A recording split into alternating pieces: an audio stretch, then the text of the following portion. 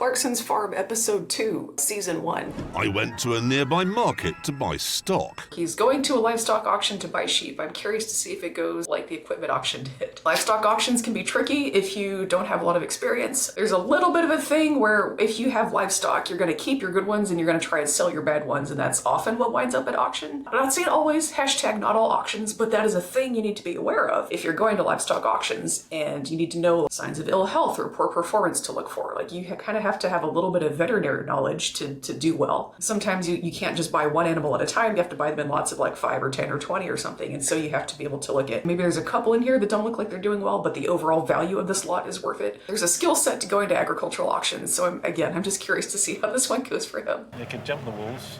It's can't jump a wall. Oh, he doesn't know sheep jump. He'll find out. No, don't do that!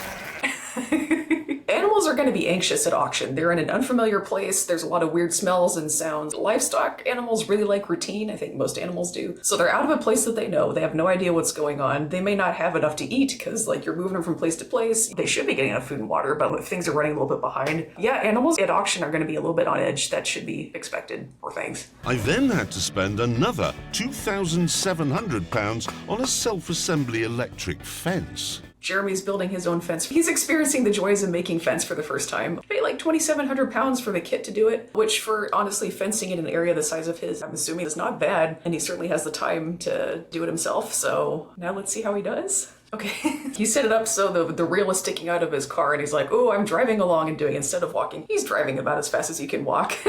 Not gonna get your steps in this way, Jeremy. Green, that's the earth. Good. Red, onto the fence. And then these go onto the battery. Here we go! Oh, good luck! Oh! Found it. The current on electric fencing for sheep has to be pretty strong because they have to be able to feel it through the wool. It's going to depend on your sheep, and like a lot of the time they're going to contact it with their nose or something. Also, it's not steady, it's not on all the time. It kind of goes click, click, click, it pulses like that, and so you can grab the wire on an electric fence and not get zapped right away. Electric fencing is kind of nifty, a kind of fencing that it works because it's just too strong for the animal to push over. It's got to be kind of overbuilt because you have like multi-100-pound animals pushing on it. If it's electric fencing, it doesn't have to be very strong. You can put in like actually pretty flimsy stakes and just string up string basically between them. And because it gives a little bit of zap, they're not going to push on it. So the big advantage with electric fencing is you can put in a very lightweight, very portable, you can move it around quickly. It doesn't take a lot of time to set it up. So electric fencing can be a really nice tool in that way. Yeah, when you bring new livestock home from auction, if you already have livestock of that type on the farm, you want to keep them separate. The stuff that you just got at auction, you want to keep that quarantined because you don't know what they picked up from other animals at auction. You don't know what they already had with them when they're on the farm. And then you also want to worm them so they're not bringing whatever parasite load they had from their old place onto your farm because they will start pooping it out. And then your other animals start to pick it up as well. That's one of the first things you want to do, get them settled into a new place, a quarantine paddock if you need to keep them separate from livestock you already have. He doesn't have to because he doesn't already have sheep. And then you want to worm them. It's quite a nice thing, really. A very nice thing to be leaning on the gate, looking at my new sheeps. Jeremy Clarkson is musing about how nice it is to lean on your gate and look out on your sheep. You're like, yeah, loafing around observing your property and grounds is pretty nice, I'm sure. He's still in his brand new chore coat that doesn't have any dirt on it yet. This field, with the sheeps in it, is now full of diseased feces because the sheeps have been wormed, the worms have come out, and now I've got to take all that electric fence and rebuild it somewhere else. He's just kind of describing the basics of moving animals around on pasture. You don't want to put them in one field or part of the field and keep them there forever because then the grass doesn't grow very well. They don't get much to eat. It destroys the ground. And also, if there's no grass left, the way parasites work, a lot of worm eggs, they'll be in the poop, they hatch, and then the larvae will crawl up the grass away from the poop because animals don't want to eat by the poop, but they'll kind of crawl away, crawl up the grass, and then the animals eat the grass with the worm larvae on it. That's how they get infected again. Another reason you want to move animals from pasture to pasture is so they don't keep eating worm larvae. So he's describing like, oh, I've got this crazy chore. This is a normal thing you have to do every few days. Different farms will do it at a different frequency, depending on the health of their animals, the age of the animals, what food they need, how thick the grass is growing, time of year, that kind of thing, but every few days, roughly. So he's encountering this the first time. And again, the reason electric fence is nice is because you just kind of need one set of fencing and you can pick it up and move it. Honestly, I would say 2. So you can keep the animals in the one, set up the next one, let them in, take the first one down, move it to the next place and kind of like leapfrog it. But yeah, you only need a very minimal amount of fence to contain a large flock of animals. If you don't have electric fence, you have to build all that stuff in permanently, which is like so much money and not very flexible. Clever thing about this drone, which can transmit messages, I've modified the message. Ready? He's trying to use a drone to herd the sheep. They're not going to know what that is. They try to avoid sheepdogs, that's why herding with dogs works, but they at least know what a dog is. This is going to be weird. Yeah, it looks like the drone kind of freaked him out, / he was moving them too fast. They kind of panicked and started running, and then it's kind of hard to change their direction, so it sounds like they had some fun there. I was really surprised. I did not expect that. People keep being surprised that sheep are prey animals. They run. Like, yeah, they're domesticated, but they still run for a living. They're going to do that. And if you touch the end, Yep. you'll feel something very gentle. Oh, yeah. Yeah, he's getting his girlfriend to test the electric fence because he doesn't want to touch it. I knew a pig farmer who had a joke about people say pigs are very smart, and he'll say, yeah, in a certain way. They always kind of want to get out and go check out something outside the fence. They're smart enough to not try and bump the fence themselves because that would hurt. They're smart enough to push their buddy into it and see how they react. So, good to see Jeremy Clarkson has advanced to the pig level of understanding of electric fence. I mean, as you know, I'm an incredible athlete and can run at phenomenal speeds, but I can't keep up with the sheep. Now Jeremy is complaining about what hard work it was to herd sheep. You did it wrong, son. That's why it was hard. If you had not spooked them to the point that they ran away from you and you had to go chasing after them, you wouldn't have had to go running quite like that. Oh, it's properly hard work. That's one way to put it, Jeremy.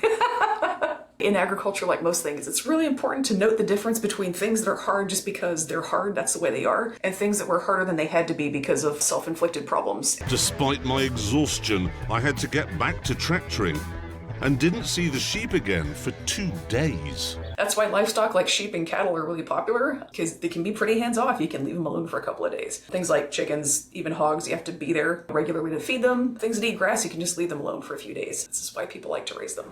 Oh no, there's a lame one. Front left leg won't go down. For anybody uninitiated, sheep love to die. They love to get hurt. It's just kind of like what they do. They kind of like live fast and die young. That's their whole plan. And so they just get hurt. Very worried, I tried to diagnose the problem myself. Okay, well, he's got a hoof problem and he's looking at vagina problems. Vagina, cervical prolapse. Pretty sure that's not the problem he's facing. He's got some sheep with bad feet, sore feet, so they're not walking properly, they got a limp, and he's looking up the page on reproductive problems and prolapses. Things start coming out the back end. They're not limping because their vagina has exploded, which that book's obsessed with sheep's vaginas. You're on the wrong page, Jeremy.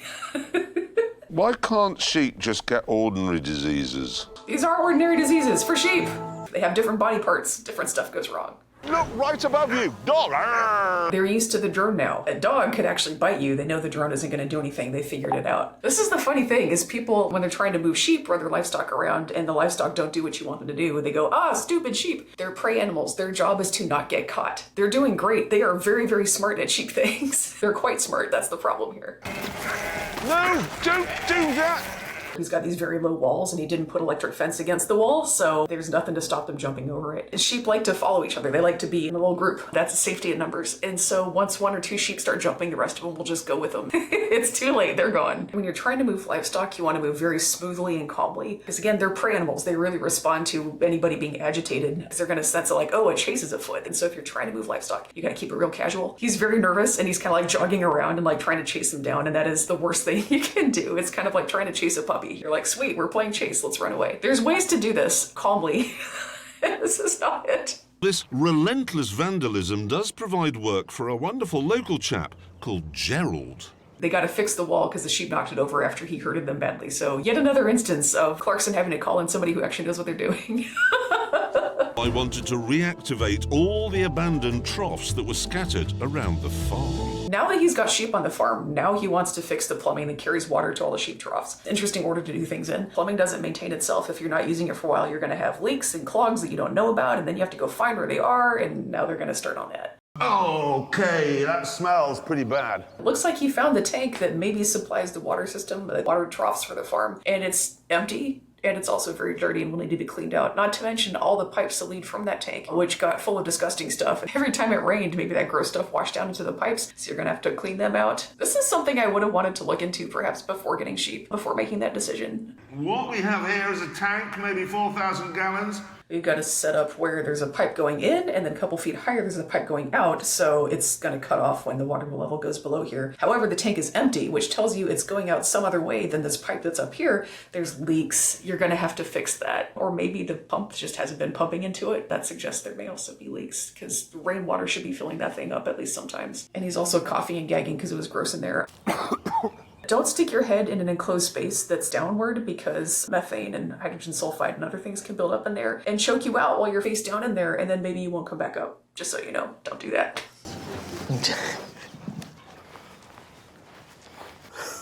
So the local plumbing crew is watching him walk around the field with the dowsing rods like, thank God he's keeping himself busy and he's not in our hair.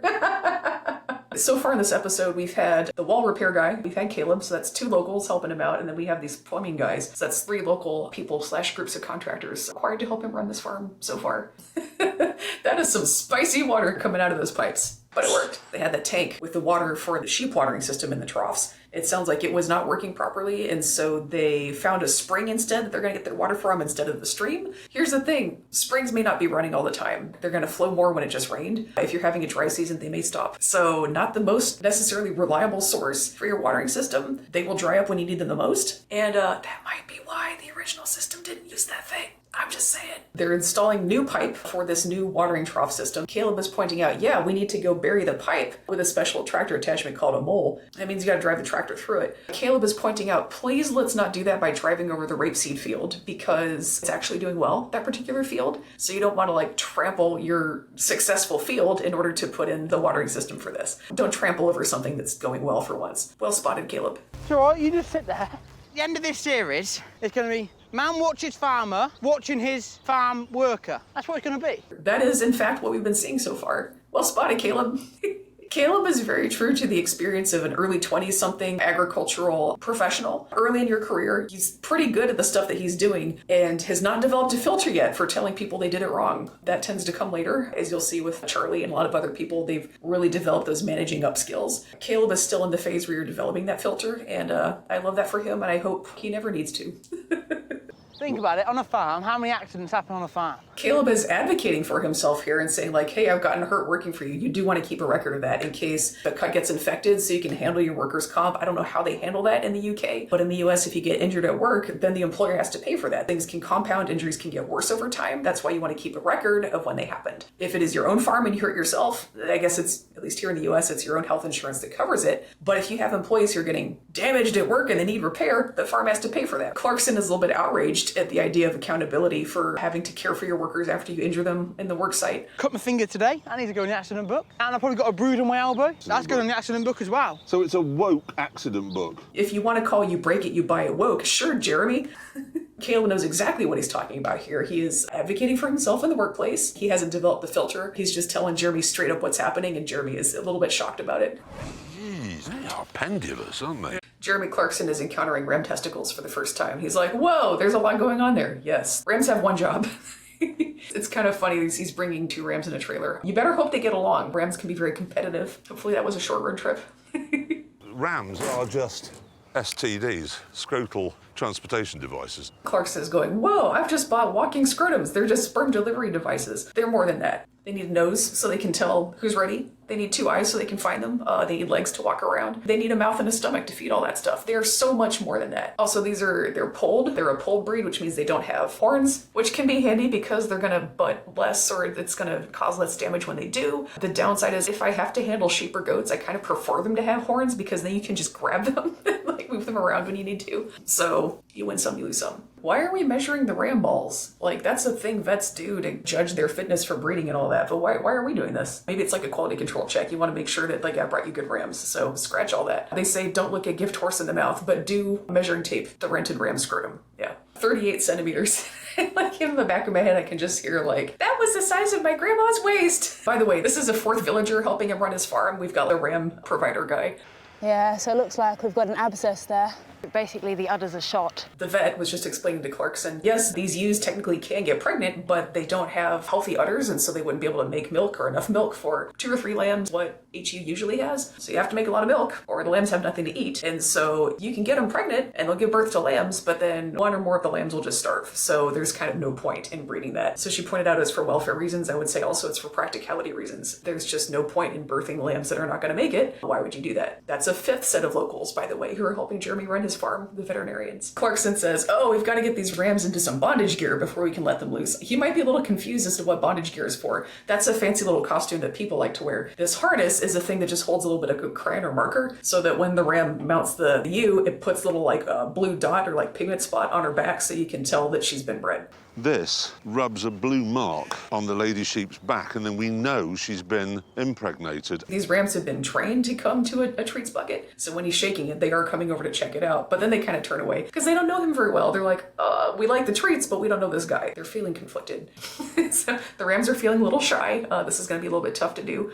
If you're trying to work with animals, it's good to take a little time to get to know them and let them get to know you before you really try to do anything with them. Otherwise, it just gets really skittish, and then they learn to associate you with stress, and it makes everything tougher down the road. Again, these rams are rented, so it's like less of a thing, but still, you got to get pretty hands-on with them to get a harness on, so this will be interesting. A lot of this job's sheep psychology. You have to think how they think. This guy with Clarkson is pointing out, you're acting like you want to come get them. That's why they're trying to stay away from you. They're prey animals. They pick up on that. So again, you have to be real casual.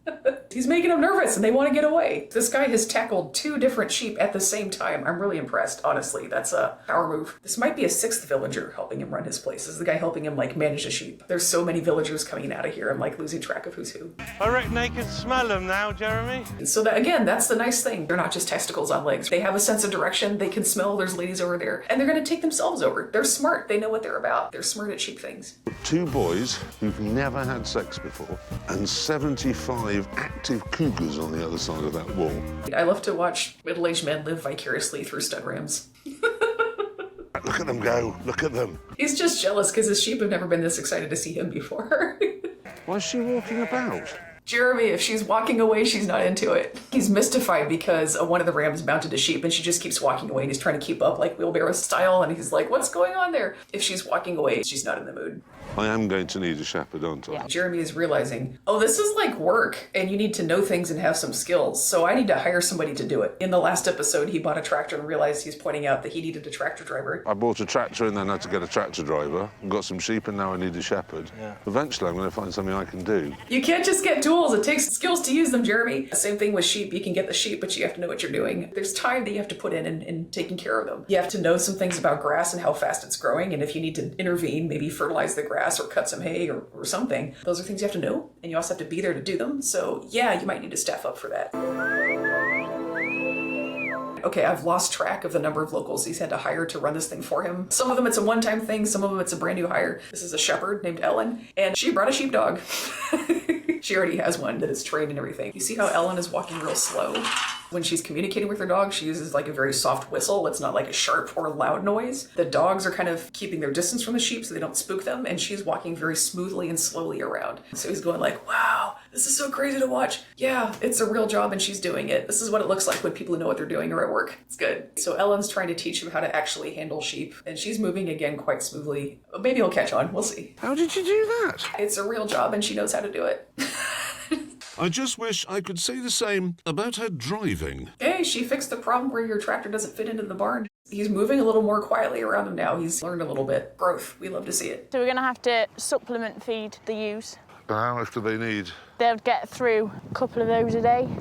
So if I'm understanding this correctly, Jeremy went and bought a bunch of sheep before he knew how many sheep his land would support, which is an interesting order of operations.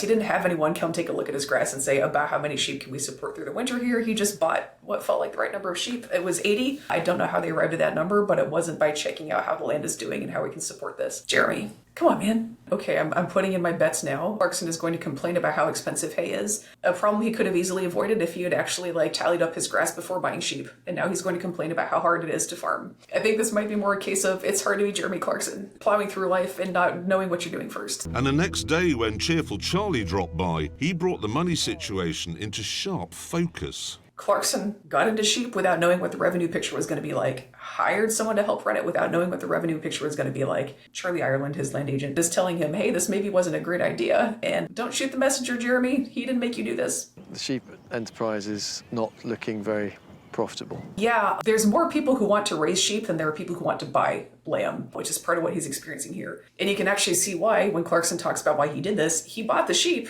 to keep the grass mowed. That's why he did this. Then he thought, oh, and I can sell the lambs on the side. Well, wouldn't you know it? A lot of people have thought that. And the abundant supply of lambs can sometimes outpace the number of people who want to buy it at that price, because a lot of the people raising sheep in the UK are doing it as a lawnmower, and then they have all these excess lambs they want to sell, rather than saying, here's how much lamb the people want to eat, let's raise that amount of sheep. See how there's a supply and demand mismatch? So this is what Jeremy's encountering. He did not think about this before he got into it. That's how these things happen. Excited to see how Charlie Ireland handles this. Charlie Ireland has to do a bit of stage managing his boss. That's something you'll see pretty often in agricultural managers. Professional land managers tend to work for people who have a lot of money and no experience in agriculture and get themselves into messes like this. And then you can't tell them you made a bad decision because you didn't know what you were doing, because that's just not a very flattering thing to hear. In Charlie Ireland's job, you're often expected to basically be a therapist in addition to helping people manage their land, because they have a lot of feelings about how I need to be a good land manager, but they don't do the work, don't know what they're doing, don't take the time to find out, and do stuff like this, and then you have to give them the bad news. Also, Charlie Ireland is like, as a name for a professional staff member who manages your estate, is like if J.K. Rowling named that character. That's what she would call them. It's a very J.K. Rowling name for that job. Gloominess. Reality. You don't have much of a show if you have Jeremy making good decisions, but this is looking to be a bit of a pattern for him. He will go and make an impulse decision without thinking about the financials, and then Charlie has to deliver the bad news, because it is Charlie's responsibility to make sure the estate is running somewhat well and at least breaking even. And so he's having to constantly tell his boss, we probably shouldn't have done that, or here's what the financial ramifications of your choices are going to be. And Clarkson keeps shooting the messenger. Charlie, you're bringing me bad news. Jeremy, you made a bad decision. Take some responsibility and you won't keep having these problems. This is the trouble with when you have land being managed and owned by people who have a lot of money and don't know what they're doing. They keep doing stuff like this. They rely on other people to run it for them, and then when we have to deliver them the bad news, they throw little tantrums like this. This is not much of a tantrum for Jeremy Clarkson, but this is very much a pattern. When you are an agricultural land manager for a wealthy person, your job is therapy as much as it is actually managing their land, and it's exhausting. And it really makes you reflect on why agriculture is in such a bad way. So much of the land, certainly in the UK and even the US, is run basically this way, by people who don't understand what they're doing, will not accept feedback about what they're doing, and every time something goes wrong, they blame somebody else. And then you wonder why our agricultural economy is in tatters.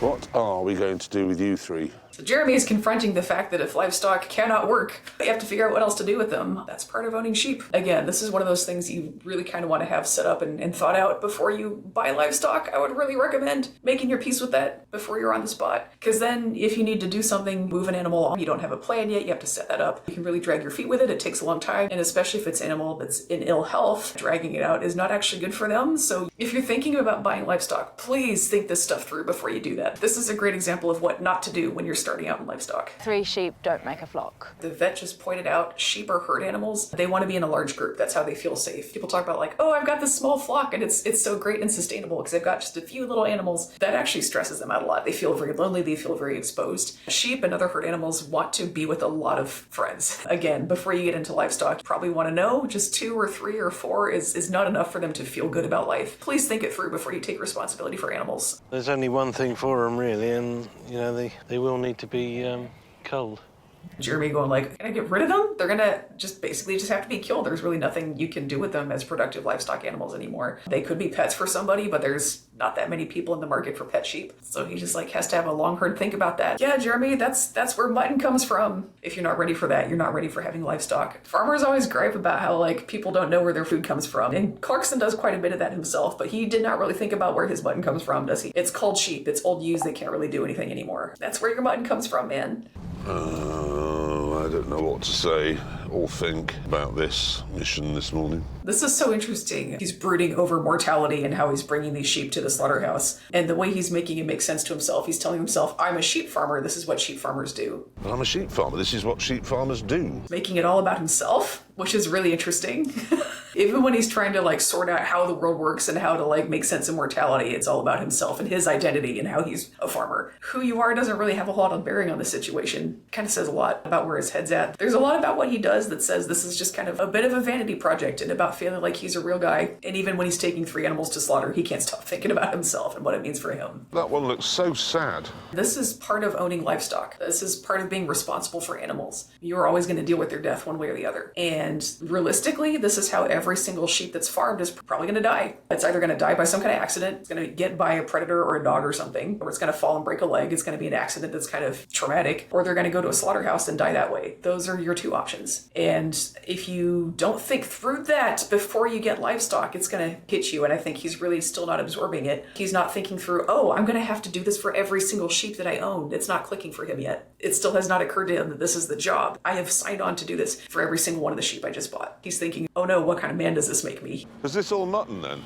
English people don't really eat mutton anymore. It used to be a big part of the English diet because if you're raising sheep, every single ewe is going to either get killed by an animal, die by falling into a well or something, or it's going to be culled and turned into mutton. Those are your options. And so mutton used to be a big part of the English diet, but as people get more affluent, people tend to go towards lamb because it's more tender, it's more tasty. Well, every lamb's got a mama who's got to end somehow. And so the communities in the UK that still eat mutton are mostly South Asia, Bangladesh, Pakistan, people from there, because their cuisine still uses a lot of those because a lot of folks from those countries are still living around agriculture. That's kind of how their diet still revolves. In the UK, that hasn't been true for a while. So if you're a recent immigrant from places that still live in the middle of agriculture and eat the cull ewes, then mutton is still part of the diet. Also, it's just very strongly flavored meat. And so if you have dishes that are strongly flavored, it just kind of works better. So it's a little bit more maybe tenable from a culinary standpoint. He's metabolizing a lot today. There's a lot of things he didn't think about. But of all things, he cannot stop complaining about paperwork when he doesn't have the foggiest idea how agriculture works, never mind why there might need to be records about things. The UK just had a terrible experience with BSE, bovine spongiform encephalopathy, a mad cow disease. You need to know where animals came from when you're bringing them to a slaughterhouse. You need to have records of that. They need to be tagged because sheep can all kind of look the same, especially if you just met them because you work at the slaughterhouse and there's a new batch every single day. You need to know exactly who these sheep are, where they came from, so you can know their health records. Sheep also have had a disease similar to mad cow disease called scrapie for a very long time. You also don't want to be eating that. That's why we do this record keeping. Just because you don't understand why Jeremy Clarkson, man brand new to agriculture, does not mean it's stupid, does not mean it's useless. It just means you don't understand what's going on.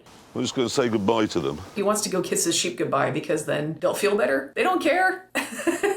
They're in a new place. They're going to be freaked out. That has nothing to do with the fact that it's a slaughterhouse. They're just in a new and unfamiliar place. They didn't really know him that well, so that's not going to be that comforting to them. He's really stuck in his own head here, and it's not a very informed place. Yeah, sorry, I'm being kind of harsh on him right now, but I've seen a lot of people get themselves into this position. They think, oh, I need living lawnmowers. Oh, I'm going to live on a farm. It's going to be so fun. Anytime you take responsibility for animals' livelihoods, you will be taking responsibility for their death. That is the way it works. Please think that through before you get involved in livestock. Good news is, if you don't like that, they're still plants. It's a shepherd's pie. He's eating his sheep. I actually thought I wouldn't be able to eat them, but they're delicious.